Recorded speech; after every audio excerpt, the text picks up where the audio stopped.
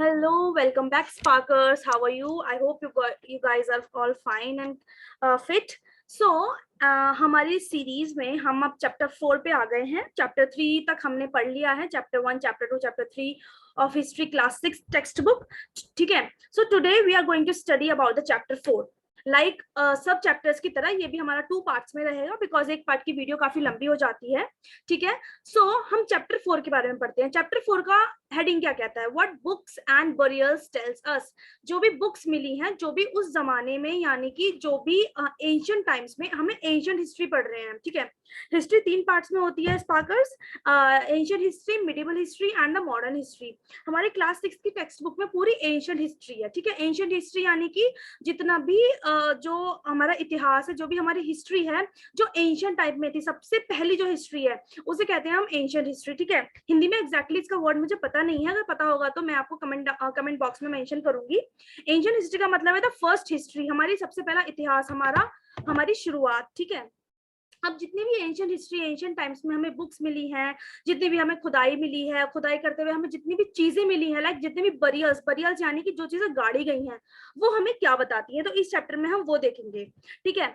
सो शुरुआत करते हैं अपने इस चैप्टर की sparkers. So one of the oldest book in the world, सबसे पुरानी किताब कौन सी है वर्ल्ड में? ठीक है. One of the oldest book. आपने वेदास के बारे में सुना होगा, सुना भी नहीं होगा तो आपने नाम तो पक्का ही सुना होगा. यस, वेदास. तो आपने वेदास के बारे में सुना होगा. माना जाता है कि जो ये वेदास हैं, these are the oldest books in the world. ये सबसे पुरानी किताबें हैं, ये सबसे पुरानी पुस्तकें हैं हमारे संसार की. ठीक है. There are 4 of them. ये 4 वेदास हैं, the Rigveda, Samaveda, Yajurveda and the Atharvaveda. ठीक है. सबसे पुराना इन चारों वेदों में से ऋग्वेद है. It was composed about 3500 years ago. 3500 साल पुराना ऋग्वेद है ये. 3500 साल पहले लिखा गया था. इसमें more than 1000 हाइम्स यानी कि हाइम्स वो चीजें होती हैं जो जिन्हें हम बोलते हैं, हाइम्स को हम सुक्तास बोलते हैं. सुक्तास यानी कि कही हुई बातें. ठीक है. उन्हें कहते हैं हाइम्स. जैसे कि कोई कुछ बोल रहा है और कोई कुछ लिख रहा है, तो लिखी हुई जाने वाली बात को हम हाइम्स कहते हैं. ठीक है. ये मोर देन 1000 हाइम्स है. इसमें मोर देन 1000 जो भी कही हुई बातें हैं, जो भी वेल सेड थिंग्स हैं, वो इसमें लिखी हुई हैं. ठीक है. वन ऑफ द ओल्डेस्ट है ये ऋग्वेद, एंशिएंट टाइम का. ठीक है. इसमें बहुत सारे गॉड्स के बारे में भी मेंशन है, जैसे कि अग्नि, इंद्र, सोम. अग्नि का मतलब होता है the God of father, the God of fire.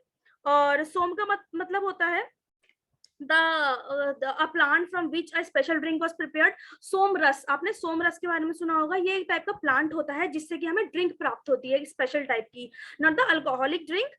The drink जैसे कि जूस मान लीजिए आप. ठीक है. जूस टाइप से कोई ड्रिंक प्राप्त होती है हमें, प्राप्त यानी कि मिलती है हमें फ्रॉम द सोम प्लांट. सो सोम देव माना गया है. सोमदेव, अग्निदेव एंड इंद्रदेव.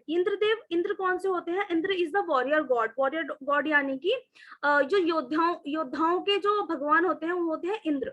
ठीक है. ऋग्वेद सबसे पुराना वेद है और इसमें जो लैंग्वेज है वो वैदिक संस्कृत है. वैदिक संस्कृत जो लैंग्वेज है वो आपकी संस्कृत से बहुत डिफरेंट है. जो संस्कृत हम आज पढ़ते हैं उससे वैदिक संस्कृत बहुत डिफरेंट है. तो ऋग्वेद किसमें लिखा गया है? वैदिक संस्कृत लैंग्वेज में लिखा गया है. ठीक है. और हाँ स्पार्कर्स, जैसे कि मैं आपको पहले भी बताती हूँ कि please open your book in front of you guys while watching this video because this will help you in understanding better. Okay. ये आपको समझने में ज्यादा समझने में हेल्प करेगा. ठीक है. अपनी बुक हमेशा ओपन रहनी चाहिए आपकी. आपको ऐसे ब्लंटली नहीं सुनना है. और अगर बुक भी रहती है तो एक पेन और पेपर जरूर रहना चाहिए for writing down these important things like the important gods, Agni, Indra, Soma. Because ये most of the probable questions आते हैं एग्जामिनेशंस में कि which of the following gods are mentioned in the Rigveda and all. ये सब चीजें आती हैं. सो प्लीज अपना पेन और पेपर तो आपको रखना ही है, उसमें इंपॉर्टेंट चीजें नोट डाउन करने के लिए. ठीक है. So go get back to the work. Okay. Rigveda जो होते हैं, ऋग्वेद में कोई भी चीज लिखित नहीं है. ठीक है. लिखित यानी कि सेंस.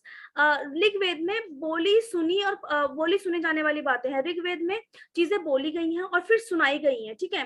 रादर देन पढ़ी गई. मतलब ऋग्वेद ऐसा कोई चीज नहीं है जिसको आप, ऋग्वेद एक बुक है, प्रॉपर बुक है, मैंने कंफ्यूज मत होइए, ऋग्वेद एक प्रॉपर बुक है जो वैदिक संस्कृत में लिखी गई है।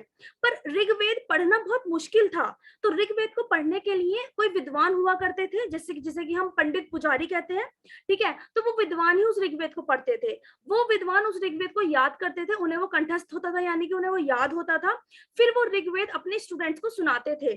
तो Rigveda was recited and heard rather than read, इसे हर कोई रीड नहीं कर पाता था। तो कुछ जो प्रॉपर लोग उनको रीडिंग करने के लिए बने होते थे, जिन्हें वो वैदिक संस्कृत पढ़नी आती थी, वो लोग पढ़ते थे और अपने स्टूडेंट्स को सुनाते थे। ओके, तो this is all about the Rigveda. Then how historians study the Rigveda. अभी मैंने बताया कि ऋग्वेद पढ़ना इतना आसान नहीं है, तो how historians study the Rigveda, हिस्टोरियंस ने कैसे ऋग्वेद स्टडी करा। बहुत सारे हिस्टोरियंस जैसे जिन्हें कि हम आर्कियोलॉजिस्ट कहते हैं, अभी तक आपको पता चल गया होगा आर्कियोलॉजिस्ट का मतलब क्या होता है, वो वाले वो हिस्टोरियंस जो हिस्ट्री की स्टडी करते हैं उन्हें आर्कियोलॉजिस्ट कहते हैं।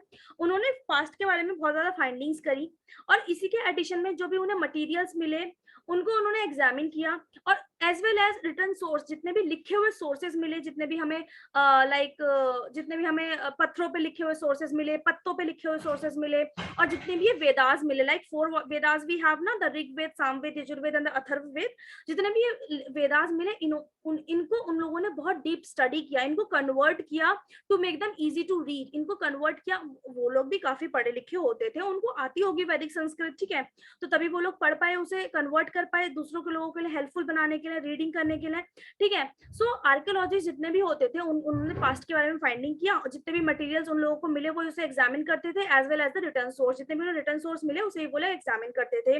जैसे कि ऋग्वेदा, कुछ हाइम्स ऋग्वेदा में डायलॉग्स की फॉर्म में, डायलॉग्स यानी कि आप मान लीजिए दो लोगों के बीच में बातचीत होती है, तो वो डायलॉग्स होते हैं ना, डायलॉग डिलीवरीज होती है कि एक मैंने कुछ बोला, एक आपने कुछ बोला, एक मैंने कुछ बोला, एक आपने कुछ बोला, तो दीज आर द डायलॉग्स। जो डायलॉग्स होते हैं, डायलॉग्स यानी कि बोले जाने वाले शब्द, जो बातचीत के दौरान बोले जाने वाले शब्द हैं, उन्हें हम डायलॉग्स कहते हैं। सो एक बहुत फेमस डायलॉग है between the sage name Vishwamitra और 2 रिवर्स व्यास एंड सतलज। व्यास और सतलज के साथ विश्वामित्र का बहुत फेमस एक डायलॉग है। व्यास और सतलज वर्शिप भी की जाती थी, यानी कि पूजी जाती थी ये दोनों नदियां, तो ये बहुत फेमस डायलॉग मेंशन्ड है ऋग्वेद में, और ये डायलॉग आपके पेज नंबर 37 पे मिल जाएगा, लिखा हुआ आपकी हिस्ट्री बुक में, ठीक है, कि विश्वामित्र माउंटेन से निकलने वाली इन दोनों नदियों को, व्यास और सतलज को कहते हैं कि ये माउंटेन से इस तरीके से निकलती हैं, जैसे कि 2 सुंदर सफेद घोड़े निकलते हैं, और these are looking like 2 shining cows that were lick their calves. इस तरीके से लग रहा है कि ऐसे निकल रही हैं जैसे कि 2 गायें अपने जो काव्स होते हैं उनके अपने बच्चों को चूम रही हैं, इस तरीके से कहा गया है ऋग्वेद में। विश्वामित्र और व्यास और सतलज जो 2 नदियां हैं उनके बीच का ये डायलॉग है, आपके पेज नंबर 37 पे मिल जाएगा। बहुत इजी लैंग्वेज है, आप पढ़ सकते हैं, और अगर नहीं भी पढ़ सकते तो आप मुझे बता दीजिएगा, मैं इस डायलॉग के बारे में भी आपको बता दूंगी आगे एक वीडियो बना के स्मॉल सा, ठीक है। तो ये हमने देखा कि हिस्टोरियंस कैसे रीड करते थे ऋग्वेदा को। फिर आते हैं हम जितनी भी चीजें मेंशन है हमारे ऋग्वेद में, like the kettles, horses, chariots, यानी कि जितने भी कैटल्स यानी कि पशु होते थे, ठीक है, जिन्हें भी हम पालते थे, क्या कहते हैं उसे, पालतू पशु, ठीक है। हॉर्सेस यानी कि घोड़े, चैरियट्स यानी कि रथ। बहुत सारी प्रेयर्स जो होती थी ऋग्वेद में, they are mostly devoted for the cattle, children and horses, ठीक है। चिल्ड्रंस में स्पेशली सन्स के लिए होती थी प्रेयर्स ज्यादातर। बैटल्स जितने भी यूजुअली फॉट होती थी वो बेसिकली फॉट होती थी गायों के लिए, यानी कैटल्स के लिए, लैंड के लिए, वाटर के लिए। कैटल्स के लिए क्यों फॉट होती थी battles? Because cattle is the only animal which is used by them for the milk, yes, and इस एनिमल को वो लोग बहुत सेक्रेड एनिमल मानते थे, यानी कि बहुत पवित्र जानवर मानते थे। सो इसलिए वो काउस के लिए फाइट करते थे। लैंड के लिए क्यों फाइट करेंगे? जितना लैंड होगा उतना इंसान पावरफुल होगा, ठीक है। तो अपनी पावर बनाने के लिए, अपने आप को पावरफुल बनाए रखने के लिए वो लोग लैंड के लिए फाइट करते थे। वाटर के लिए इसलिए because water is the essential thing. Yes, हमने देखा है कि from the Harappa civilization also, Harappa के टाइम से वाटर एक बहुत ज्यादा इंपॉर्टेंट चीज मानी गई है। जितना नदियां जिसके पास रहेंगी, जितना पानी पे जिसका कब्जा ज्यादा रहेगा, वो उतना ही ज्यादा प्रॉस्पेरस होगा, ठीक है, उतने ज्यादा एग्रीकल्चर कर पाएगा, उतने ज्यादा एनिमल्स रख पाएगा, उतने ज्यादा वो लैंड होल्डिंग कर पाएगा, ठीक है। तो जितनी बैटल्स फॉट होती थी वो basically cows, land and water के लिए फॉट होती थी, ठीक है। और इन बैटल्स में क्या होता था, हॉर्सेस को यूज किया जाता था चैरियट चलाने के लिए, यानी कि चैरियट जो रथ होते थे उन पे घोड़े उनको घोड़ों द्वारा चलाया जाता था, घोड़े बंधे होते थे रथ पे और वो लोग उस रथ को चलाते थे, यानी कि रूलर्स, वो लोग यानी कि रूलर्स जो राजा लोग होते थे जो बैटल्स लड़ते थे। ठीक है, जितनी भी वेल्थ कैप्चर होती थी ड्यूरिंग दीज बैटल्स, जितनी भी वेल्थ यानी कि जितनी भी वो लोग लूट पाट करते थे, जितना भी सामान मिलता था, जितने भी पैसा मिलता था ड्यूरिंग द बैटल, जब कब किसी से बैटल लड़ते हैं तो सामने वाला हारता है तो उसकी चीज पे हमारा अधिकार है, तो जितनी भी उनसे चीजें मिलती थी, जितनी भी उनसे वेल्थ मिलती थी, वो सारी की सारी लीडर्स लोग रखते थे, सारी की सारी नहीं, सॉरी, सारी की सारी नहीं, कुछ उसमें से कुछ यानी कि most of the part leaders लोग रखते थे, कुछ प्रीस्ट रखते थे यानी कि पुजारी लोग रखते थे, और जितनी भी बची कुची होती थी वो लोग पीपल यानी कि नॉर्मल जनता में डिस्ट्रीब्यूट कर देते थे उसे। ठीक है, वो रूलर्स इस जमाने के रूलर जैसे नहीं थे, there were no regular armies, वहां पे कोई ऐसी रेगुलर आर्मीज नहीं होती थी कि लाइक सेना हुई है, बहुत बहुत बड़े बड़े सैनिक्स हैं, उनको ट्रेन किया जा रहा है, हथियार बनाए जा रहे हैं, no no not that of that kind of armies they just have the people, they just have the cattles, they just have the horses by which they fought their battles, और जो उनके पास बेसिकली असेंबलीज होती थी, यानी कि वो लोग बातचीत करके ज्यादा चीजों को सुलटाने की कोशिश करते थे, यानी कि ज्यादा चीजों को सॉल्व करने की कोशिश करते थे rather than fighting, because they don't have any regular armies, they were have assemblies, उन लोगों के पास assemblies होती थी, यानी कि असेंबलीज के बारे में, असेंबली को हिंदी में क्या कहते हैं, सभाएं, उनके पास सभाएं होती थी जिसमें कि जो इम्पोर्टेंट लोग होते थे, जो इम्पोर्टेंट पीपल होते थे वो गैदर होते थे और इम्पोर्टेंट मैटर्स को डिस्कस करते थे, जैसे कि वॉर का मैटर, पीस का मैटर, यानी कि जो भी लड़ाइयां हुई हैं शांति कैसे बनाए रखनी है, तो इनके मैटर जितनी भी सभाएं होती थी उसमें डिस्कस होते थे। ठीक है, तो ये सारा मेंशन है कैटल्स, हॉर्स एंड चैरियट्स के बारे में। फिर आता है कि वर्ड्स किन शब्दों का इस्तेमाल किया गया था लोगों को डिस्क्राइब करने के लिए, which words are used to describe the peoples, there are several word to describe the people like the language they speak, place they live and the work they do, कौन सी भाषा वो लोग बोलते हैं, किस जगह पे वो लोग रहते हैं और कौन सा काम वो लोग करते हैं, तो इन सब चीजों को बेस बना के उन लोगों को सेवरल वर्ड्स दिए गए, जैसे कि टू ग्रुप्स, फॉर एग्जांपल आप मान लीजिए कि टू ग्रुप्स जो डिस्क्राइब हुए थे according to the work they do, जो काम वो लोग करते थे उसके अकॉर्डिंग दो ग्रुप्स डिसाइडेड थे, जैसे कि priest and the rajas. Priest were the Brahmans जो कि रिलीजियस रिचुअल्स करते थे, यानी कि जो कि पूजा पाठ जितने भी कर्म कांड होते थे वो करते थे। ठीक है, जो राजाज होते थे, राजाज उस जमाने के राजा इस जमाने के राजा जैसे नहीं होते थे, जैसे कि आप जब मैं आगे पढ़ाऊंगी, जब आप देखेंगे, जब हमारी मेडिवल हिस्ट्री आएगी जिसमें हम मुगल्स और दिल्ली सल्तनत और बहुत सारी चीजों के बारे में पढ़ेंगे, तो उस जमाने के राजा अलग होते थे। उन लोगों के पास ना तो कैपिटल सिटीज होती थी, कोई राजधानी नहीं होती थी, ठीक है, कोई आर्मी नहीं होती थी, कोई भी वो लोग टैक्स भी कलेक्ट नहीं करते थे। टैक्स यानी कि जितने भी जनता से उन लोगों ने टैक्स तो हम आज भी देते हैं ना, आज भी हम टैक्स पे करते हैं, like income tax, road tax, property tax, corporate tax और म्यूनिसिपल टैक्स, बहुत टाइप के टैक्स देते हैं ना हम गवर्नमेंट को। तो उस जमाने में वो लोग कोई टैक्स भी कलेक्ट नहीं करते थे, यानी कि जनता से कोई भी पैसा नहीं लेते थे, उनका बस उसी पैसे पे हक था जो बैटल्स उन्होंने फॉट किए हैं। और वहां पे हेरिडेटरी सिस्टम नहीं था। हेरिडेटरी सिस्टम का मतलब है कि राजा का बेटा राजा नहीं बनेगा। ओके, सो जो भी राजा का बेटा होता था, they are not suppose to succeed their fathers. अगर वो इनकैपेबल है, अगर वो कैपेबल नहीं है, ठीक है, वो पद संभालने के लिए, राजा की गद्दी संभालने के लिए, तो वो राजा नहीं बनेंगे। ठीक है, वही वाली बात है कि जो उस लायक होगा, राजा की गद्दी संभालने लायक होगा, वही राजा बनेगा, राजा का बेटा राजा नहीं बनेगा। ओके, फिर आता है एक वर्ड और डिस्क्राइब हुआ है ऋग्वेद में, वर्ड जन। जन का मतलब होता है जन को उन लोगों ने यूज किया है पीपल को डिस्क्राइब करने के लिए और कम्युनिटी को डिस्क्राइब करने के लिए, यानी कि जनता को। ओके, आप ये मान सकते हो जनता को डिस्क्राइब करने के लिए उन्होंने जन का प्रयोग किया है। और एक सेम वर्ड है विश। विश का यूज भी उन लोगों ने पीपल को ही डिस्क्राइब करने के लिए किया है। सो दो वर्ड्स हैं जन एंड विश, जिनका यूज उन लोगों ने पीपल्स यानी कि जनता को डिस्क्राइब करने के लिए किया है। और sometimes people who compose the hymns describe themselves as Arya's and their opponents called as दासास और दस्यूस। जो people hymns लिखते थे, यानी कि जो ऋग्वेद में जितने भी hymns हैं, जितने भी डायलॉग्स हैं, जो people लिखते थे वो अपने आप को आर्यास कहते थे, आर्यंस कहते थे।